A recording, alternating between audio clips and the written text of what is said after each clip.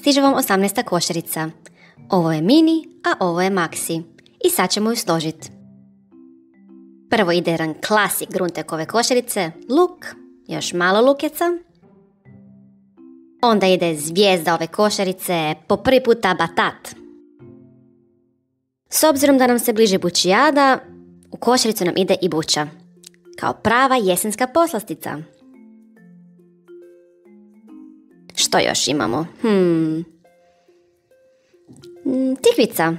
Tikvice su i dalje dio naše ponude, iako smo na izmaku sezone. Super su za razna jela. Kao i prošli tjedan, tu su nam i cikle.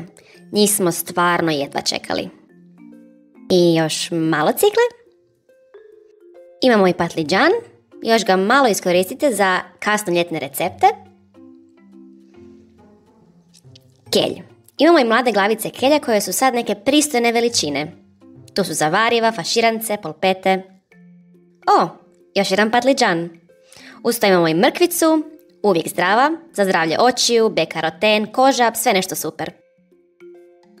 Tu je i miks paprika, uvijek šareno i veselo. I još malo paprikica. I još.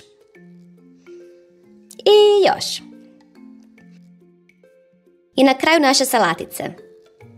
Zelena i ljubičasta. Ups. To je to. Uživajte u našim košaricama. Šaljite nam svoje komentare i prijedloge. Do sljedećeg puta.